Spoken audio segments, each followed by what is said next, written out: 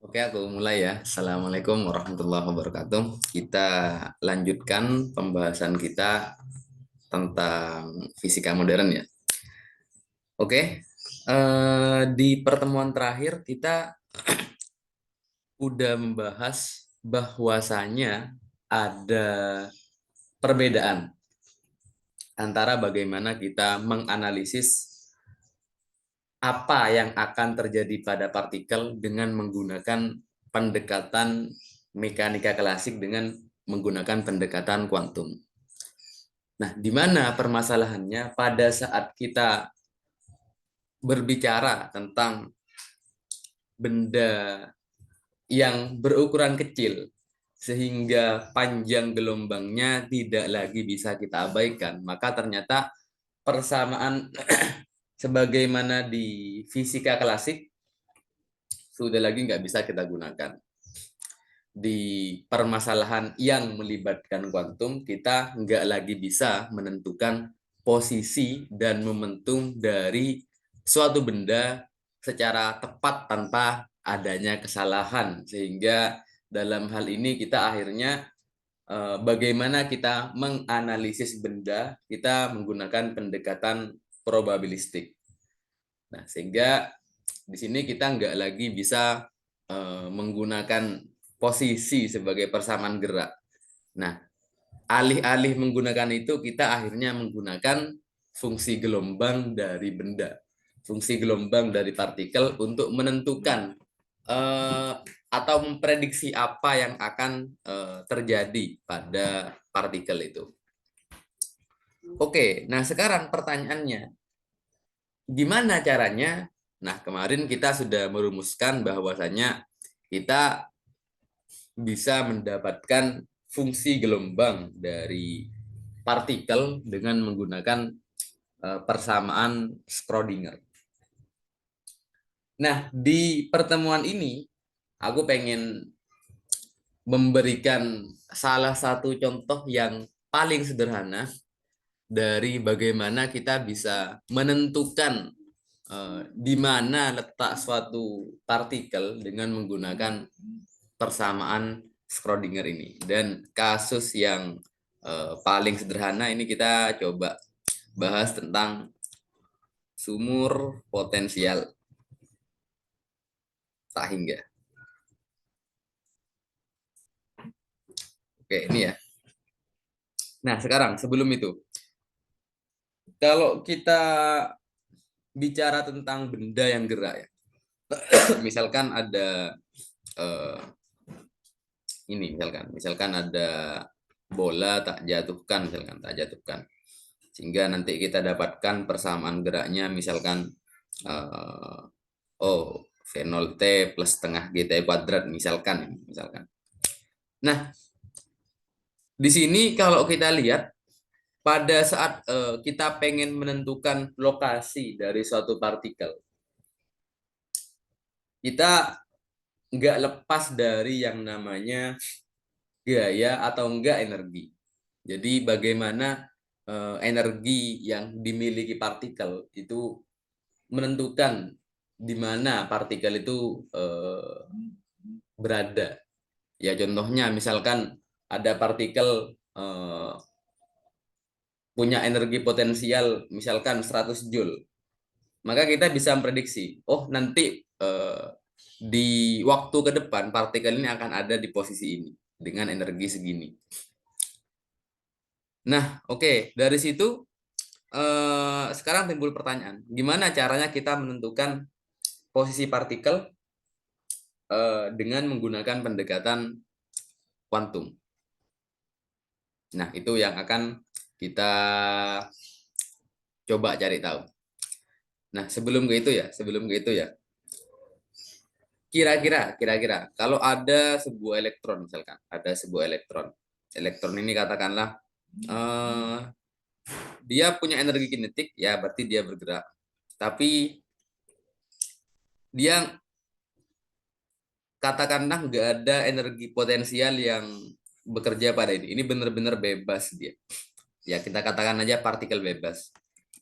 Pertanyaannya, bisa nggak kita tentukan posisi dari partikel ini? Kalau dia benar-benar bebas, kita nggak bisa benar-benar tahu dia ini sebenarnya ada di mana. Elektron bisa aja dia ada di mana saja kan. Dia bisa bergerak bebas, dia nggak ada yang apa ya, nggak ada yang mengikat, nggak ada yang menghambat dia bergerak. Sehingga kalau dia bergerak ya bisa jadi dia ada di titik mana aja dia bisa. Jadi kalau kita mau tahu, oh, di manakah letak dari apa ya? Berapa peluang elektron ini terletak di titik misalkan X sama dengan 2? Ya sangat kecil karena dia bisa di mana saja. Nah, sehingga di sini eh, untuk menentukan di mana keberadaan dari partikel dengan menggunakan fungsi gelombang yang tentu saja didapat dengan persamaan Schrödinger ini, biasanya kita berhubungan dengan energi potensial. Kenapa energi potensial?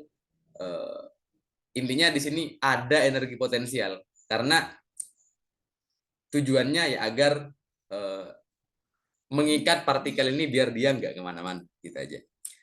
Oke, nah contoh paling sederhananya kita bicara tentang sumber potensial tak hingga. Ini maksudnya apa? Oke, anggap aja gini, anggap aja gini. Anggap aja kita bicara satu dimensi ya. Kita bicara satu dimensi, katakanlah ini ada ini ya kan. Ini katakanlah ada lintasannya, lintasan. Jadi kalau ada partikel di sini, partikel ini dia cuma bisa gerak sepanjang garis ini lah katakanlah. Dia nggak bisa ke sini, cuma gerak di sumbu X aja lah katakanlah. Ya kalau mau 3 dimensi nanti itu di fisika kuantum dapat kalian nanti. Oke, ini ya. Nah, katakanlah si partikel ini dia elektron katakanlah. Ini elektron. Berarti dia muatannya negatif ya. Di elektron. Nah, ada elektron terus di sini. Ini katakanlah titik nol ya, ini titik nol. Ini titik cc 0, 1, 2, misalkan 3, terus ya oke lah segitulah misalkan min 1, min 2, nah, ini sumbu X ya, ini sumbu X ya. Nah, oke, Rek. Bayangkan kita punya ini. Nah, apa yang terjadi kalau misalkan di titik nol ini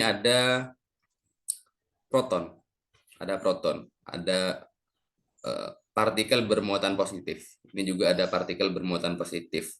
Oh, jangan, jangan, jangan. Bentar, bentar, bentar. Oke, udah apa? Gini aja. Ini anggap, proton juga lah, proton juga. Ini proton kan, proton juga. Atau partikel lah, partikel yang bermuatan positif, partikel bermuatan positif. Nah, oke. Ini terus, ini sampai sampai jerat hingga itu ada partikel. Terus ini juga terus ke sana juga ada partikel bermuatan positif juga di situ. Partikel bermuatan positif maknanya dia punya potensial, punya iya, punya potensial yang nilainya positif. Nah, sekarang kalau ini bermuatan positif ya, kalau ketemu positif dia pasti melawan dia. Pertanyaannya, kalau partikel ini cuma bisa bergerak sepanjang garis merah, kira-kira partikel ini bisa nggak lewat ke sana kira-kira? Gimana pendapat kalian? Kalau ada partikel dia ini aneh ya, ini dia positif ya. Berarti kalau dia ngedeketin partikel positif kan dia tolak menolak kan. Kalau sini pun dia juga ditolak dia. Jadi apa yang terjadi? Kalau ada kasus seperti ini seakan-akan si partikel ini dia terjebak di sini. Dia nggak bisa terus ke sana, dia juga nggak bisa terus ke sana.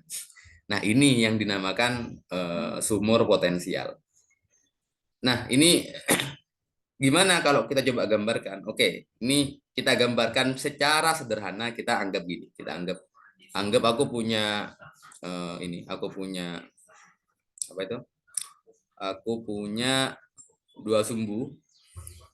Nah, oke. Ini sumbu V, ini sumbu X. Sumbu X ya. Oke, di sini ya. Nah, sekarang V ini maksudnya potensial ya. Ini potensial ya, potensial. Energi potensialnya. Nah, sekarang dalam kasus yang ini, yang di atas ini, yang di atas ini. Kira-kira eh, berapa potensialnya di titik nol, nol terus ini. Ini kan seakan-akan ini ada potensial yang sangat besar, katakanlah gitu ya. Katakanlah ini muatan positif yang sangat besar gitu. Jadi ini bisa aku gambarkan seperti ini. Bentar, bentar. Katakanlah ini menuju tak hingga gitu. Jadi ini full potensial gitu. Terus ini di sini 0, dari 0 sampai 3 katakanlah ini 0. Ya, oke lah katakanlah ini dari 0 sampai L katakanlah. 0 sampai L. L-nya sama dengan 3 di sini. Nah, terus dia di titik 3 itu dia menuju tak hingga lagi. Jadi ini potensial semua, ini potensial. Nah, terus katakanlah di antara 0 sampai L ini ada partikel. Ada partikel. Ya ini tadi partikelnya ini kan. Ini partikelnya. Dia kan terjebak. Dia terjebak, dia nggak bisa ke ini, nggak bisa ke sana, nggak bisa ke sana, nggak bisa. Jadi partikel ini hanya ada di antara 0 sampai L. Nah, pertanyaannya bagaimana persamaan gelombang dari si partikel ini? Nah, bentar.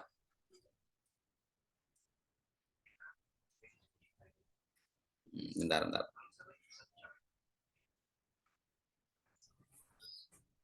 Oke. Nah, kita ingat ya kemarin ya. Kita ingat kemarin ya. Kalau persamaan Schrödinger itu yang nggak bergantung waktu min h bar, bentar. Min h bar kuadrat per 2m, kemudian do kuadrat c per do e kuadrat plus v c sama dengan e c. Nah, di sini kalau kita lihat bagaimana persamaan v-nya, Vx ini kan dia macam-macam ya. Dia bernilai tak hingga 0, kemudian tak hingga. Tak hingga dari jarak untuk x-nya yang lebih kecil dari 0, 0 untuk jarak 0 lebih kecil dari x, lebih kecil dari L, dan tak hingga untuk x lebih besar dibanding atau gini atau oke apa x lebih besar dibandingkan L. Oke, nah kalau kita lihat di sini ya, kalau misalkan potensial di sini ini tak hingga, maka dapat kita pastikan partikel itu nggak mungkin ada di daerah sini maupun daerah sini.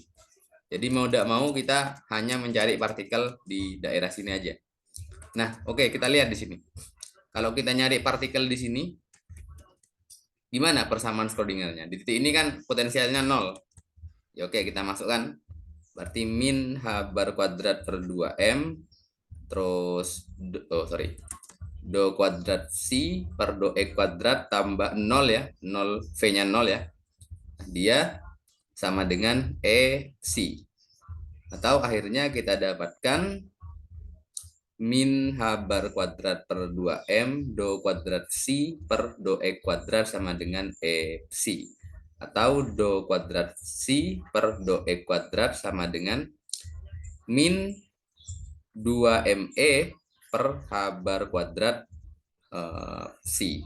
Atau kalau tak pintar luas kita dapatkan do kuadrat c per do e kuadrat tambah 2me per h bar kuadrat c sama dengan 0. Oke, kalau kalian punya persamaan seperti ini, kira-kira solusinya apa, Rek? Ini kalau kalian sering ngerjakan soal apa itu, soal osilasi biasanya. Ini kan persamaan mirip dengan persamaan osilasi yang ini pasti kalau bentuk kayak gini solusinya itu sinusoid. Jadi bisa bisa kalian nyatakan dalam bentuk sin, cos atau e. Ya kayak kalian kalau ngerjakan apa itu? Ngerjakan osilasi pegas misalkan.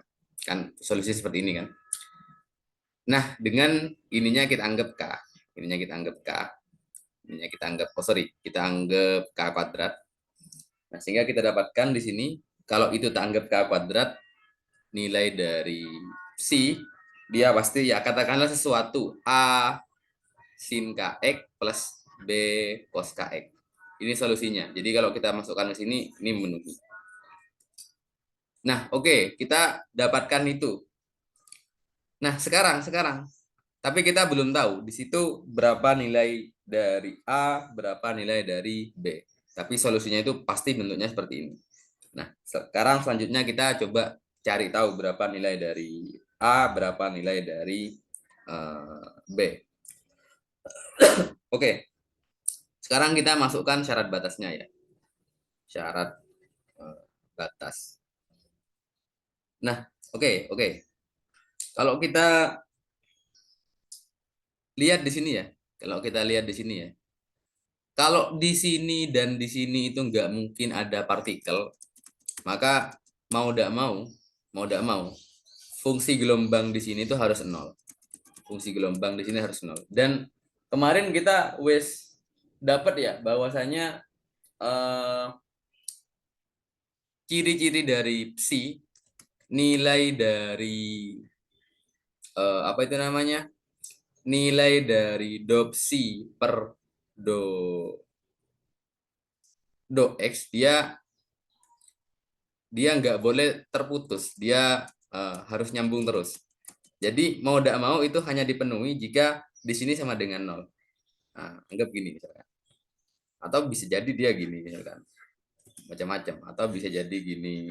Yang penting di sini pada saat nyampe sini dia fungsi gelombangnya dia harus bernilai nol. Nah, apa yang terjadi? Maka maknanya di sini dengan masukkan syarat batas ya. Psi di X sama dengan 0 dan psi di X sama dengan L, dia harus bernilai 0. Oke, sekarang ini psi X ya. Kita masukkan, kalau psi 0 misalkan, berarti sama dengan A sin 0 ya, tambah B cos 0. Psi 0 sama dengan 0, berarti 0 sama dengan sin 0 itu 0 ya. Berarti ini 0 tambah B cos 0 itu 1. Berarti di sini kita dapatkan B sama dengan 0. Sehingga kita dapatkan di sini kalau B-nya 0 berarti sisanya tinggal ini aja. Tinggal ini A sin KX. Oke. Nah, sekarang kita harus dapat itu. Tapi di titik di syarat batas yang kedua, di CL, apa yang terjadi? CL kan dia A sin KL, udah kan? A sin KL ya, B-nya kan wis 0 dia. Berarti dan dia sama dengan 0 ya. Sehingga kalau A sin KL sama dengan 0, berarti sin KL mau tidak mau juga harus 0. Sin berapa yang nilainya 0?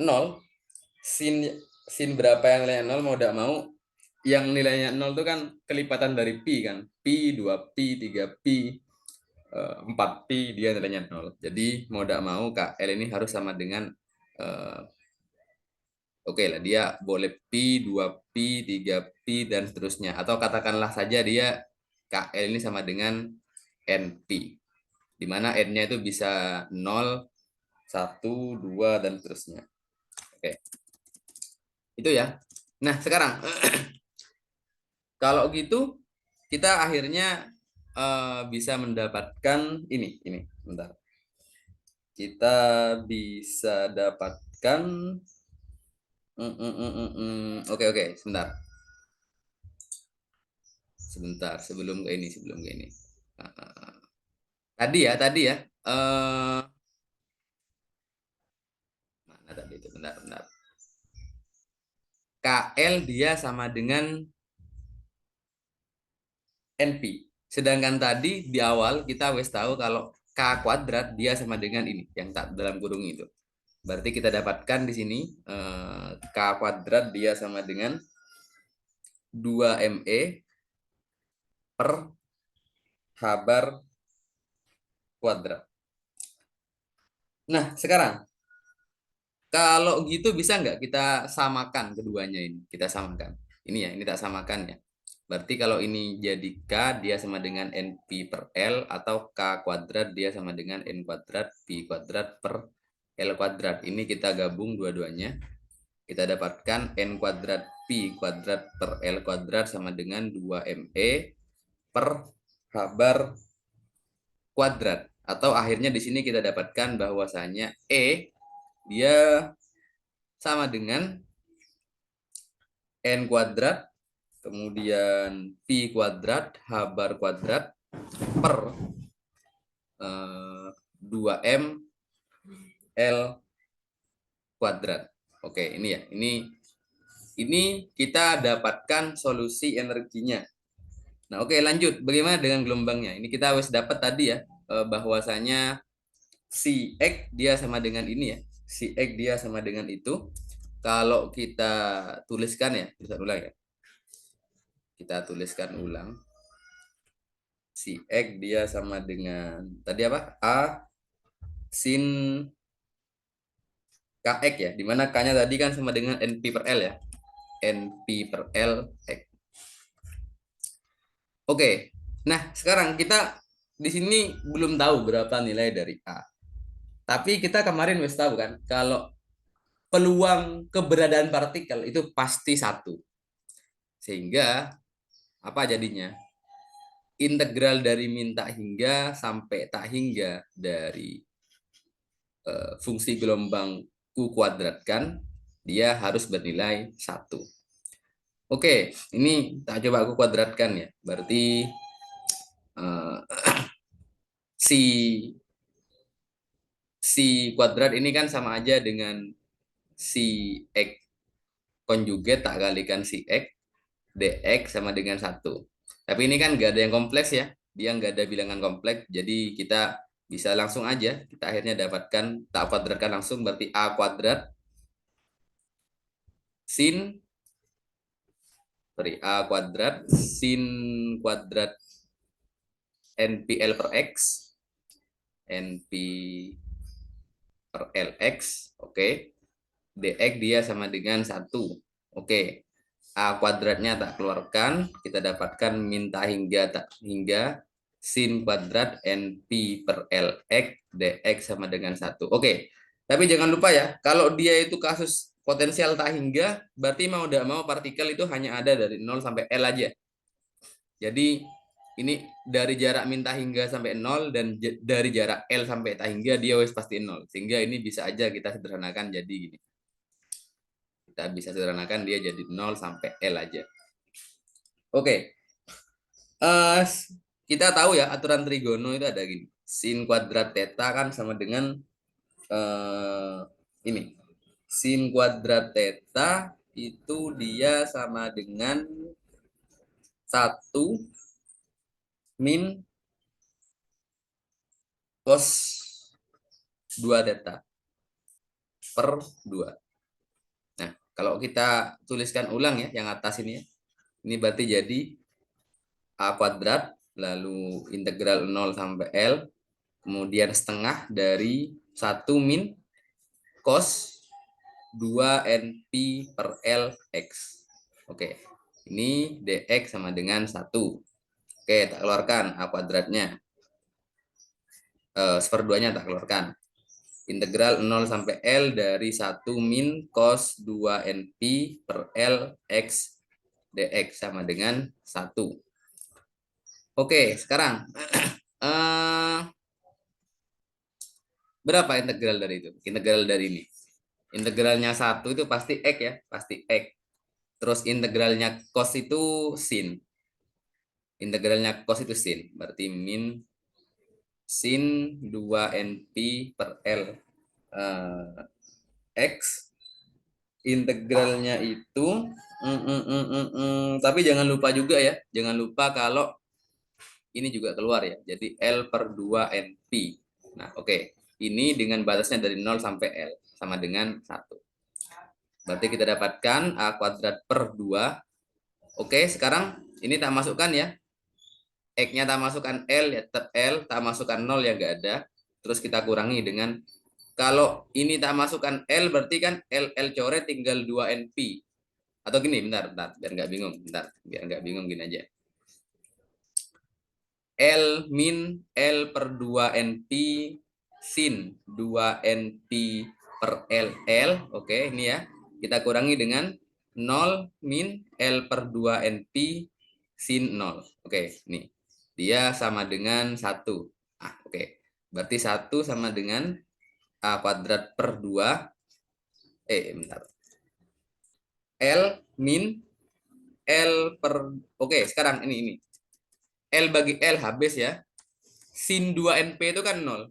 Mau berapapun, kalau kelipatan dari Pi itu kan 0 kan. Jadi L dikurangi 0. Terus kita kurangi dengan 0 dikurangi sin 0 ya.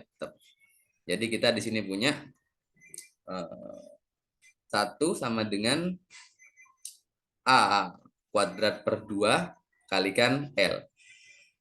Atau di sini kita punya A kuadrat berarti sama dengan 2 per L. Dan A sama dengan akar 2 per L. Oke, kita harus dapat nilai dari A. Kita masukkan lagi ke persamaan gelombangnya sehingga kita dapatkan si X dia sama dengan akar 2 per L sin tadi. Sin berapa tadi? Sin NP per LX. Oke, sin NP per L X. Oke, kita akhirnya mendapatkan persamaan ini. Kita dapatkan persamaan gelombang dari benda. Oke, sampai sini dulu. Ada pertanyaan nggak kira-kira? Atau aman? Aman, Mas. Oke, kita lanjut ya. Oke, nah, di sini ada N, di mana N-nya dia bisa aja, kalau dia 0 dia enggak, ini 0 jadinya ya, enggak ada ya. Dia N-nya bisa 1, bisa 2, bisa 3, dan seterusnya. Pertanyaannya,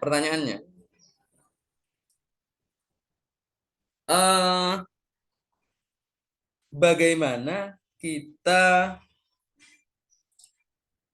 menentukan apa sih makna fisis dari N di sini? Oke. Kita cobaan aja. Kita coba gambar pakai grafik aja. Bentar. Sebentar.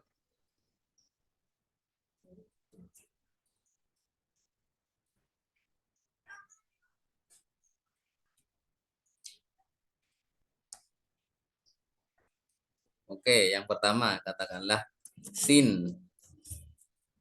Berapa tadi? Sin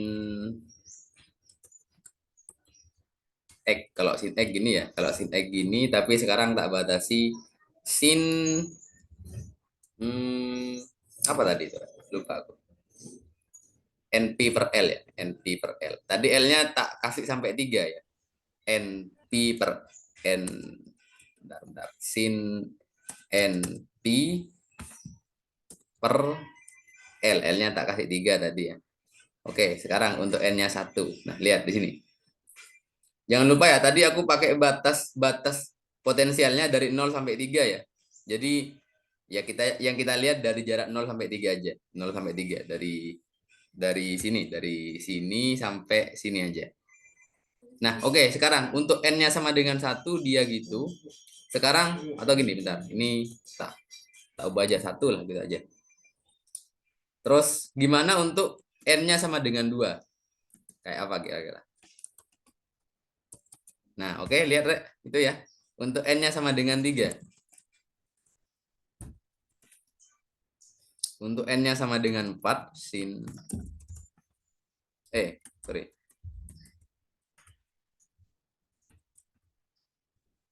Oke, lihat ini ya. Satu-satu aja, bentar. Kalau untuk N sama dengan 1, dia dari jarak 0 sampai 3 hanya ada satu, apa ya namanya? Satu kalau gelombang satu puncak aja. Tapi kalau N sama dengan 2, dari 0 sampai 3 itu dia ada satu puncak, satu lembah ya. Kalau untuk N-nya sama dengan 3, berarti dia ada ya 3 simpangan gini, boleh katakan. Kalau 4 dia ada 4 simpangan. Nah, sekarang apa yang membedakan antara yang ini dengan yang ini dengan yang ini dengan yang ini. Kalau kita lihat tadi di sini ya. Sini ya. Ini juga ada tingkatan energinya. Mana tadi energinya. Jadi untuk n yang berbeda dia energinya juga beda. Jadi misalkan untuk untuk yang n-nya sama dengan 1 sama 2 sama 3 dia beda.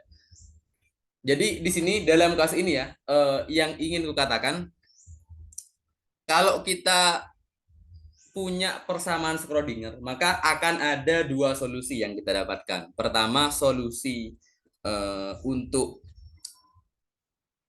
fungsi gelombangnya, dan yang kedua, solusi energinya. Nah, di sini kita harus dapat ya, dengan dalam kasus potensial tak hingga ini kita dapatkan solusi mana itu? Solusi energinya dan juga solusi fungsi gelombangnya. Nah, oke, sekarang kalau gitu. Tadi aku bilang, kita kalau kita wis dapatkan fungsi gelombang, kita bisa dapatkan di mana letak partikel itu. Nah, sekarang kita lihat, misalkan ini untuk yang fungsi gelombang ini, fungsi gelombang yang warna merah ini, untuk yang n-nya sama dengan 1. Terus aku nanya, di mana letak dari partikel? Nah, saya ini bentar, aku lupa cara ngebatasi ini gimana ya, Rek? Biar dia cuma dari 0 sampai 3 aja. Bentar. Apa gini ya? Bentar. Saya kalau nggak salah ini ya. Bentar. Bukan. Iya ya. Bentar. Aku lupa caranya. Oke lah, apa-apa ya. Ya kalian bayangkan aja nih garisnya kepotong aja dari 0 sampai 3 gitu aja. Nah, oke, kalau kita pengen tahu apa itu? Pengen tahu berapa peluang keberadaan partikel di suatu titik.